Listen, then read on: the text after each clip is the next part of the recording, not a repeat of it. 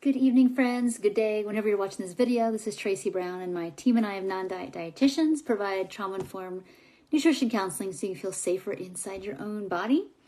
And so this week we're talking a little bit about, the experiences we've had a lot of times. And I'm just going to post a photo here, and I don't know if I can or not. But if you saw Monday's video, we were talking about the reasons, like this adult sometimes manifestation of I don't trust myself, I'm always afraid I'm going to eat the wrong thing, I can't feel myself, I can't feel my body. The reason that happens is because we've actually grown up in pretty either high control or high fear environments.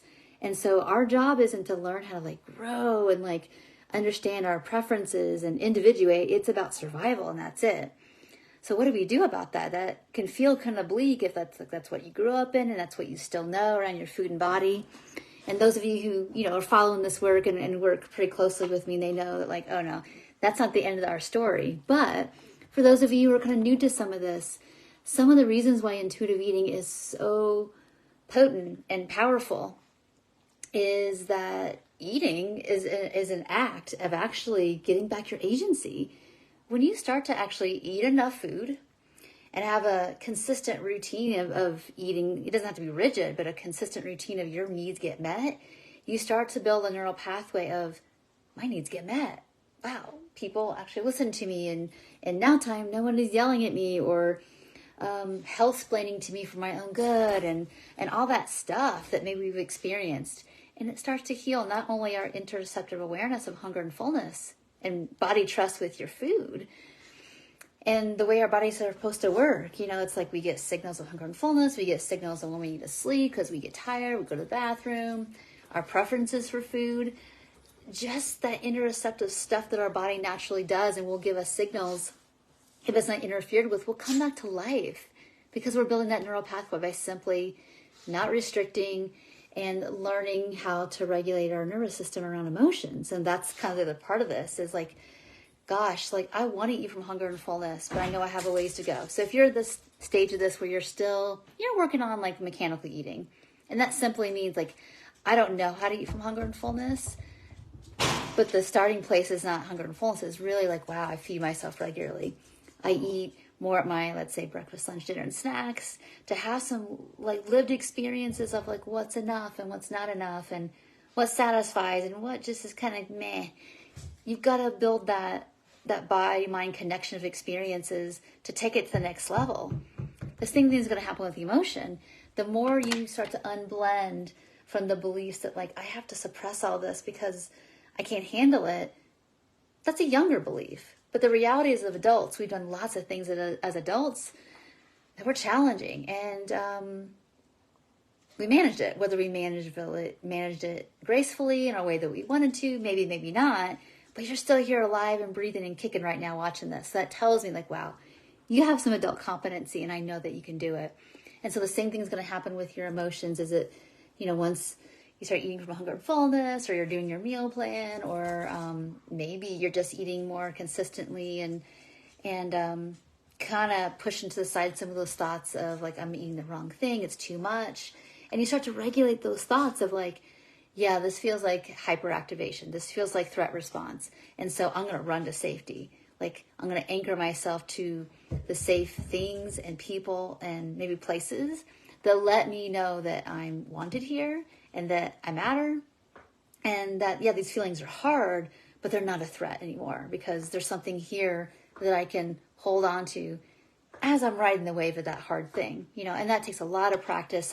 For me, I had to have help to learn how to do it personally. Most of us are going to need that, and to learn how to have self-regulation, we've got to have co-regulation, and we do that through safe people and snuggly dog or nature, music, whatever we do it with, but we, don't get blended with the feelings that come with the idea that we're trapped, that it's hopeless, that I have to manage it through controlling all circumstances. That actually interrupts, again, it goes back to interrupts the body trust, that we rely so much on our own, self-reliant, but yet maybe not so great strategies to help us. They don't get us anywhere. They're comfortable, but they loop us into the same old things that we've always done. Okay. And so what's so important about that is recognizing that if I'm doing something that's comfortable, but it feels really familiar, but not that, inching that ball just one little inch across, down the field. But let's just do a sports analogy. If we're not moving a little bit further, even a tiny little bit, then what we're doing, we're just looping in comfort, but not necessarily progress. It feels familiar. And I get it. That's human nature. So I guess what I would say with all this is recognizing from Monday's video some of the signs that you might have of living in high fear and control environments and how that erodes our trust. How do we get the trust back? We do it by orienting to the good, as many circumstances as we can, as we are holding space for the hard. And then we're also just like, hey, if I want to be intuitive eater, let's just take the preliminary actions to get to that place, right? So it's mechanical eating, and then it's taking those risks and taking more risk and more risk and more risk, and really seeing this through the experience of like, oh, this wasn't real safety, all this restriction and binging. This is just what I knew to be able to survive the moment, but not to thrive. All right. So thank you all so much for watching. Thank you for watching late at night. I know I started later than I anticipated just because some things didn't wrap up on time as I hoped, but that's okay. We're here together. I'm so glad you're here watching live. If you have other questions, comments about that, please put that in the comments below. If you're already doing some of these things and you just want to say, I'm doing it and it's helping, please put that below. It encourages your friends here that are earlier in the journey. That's great too.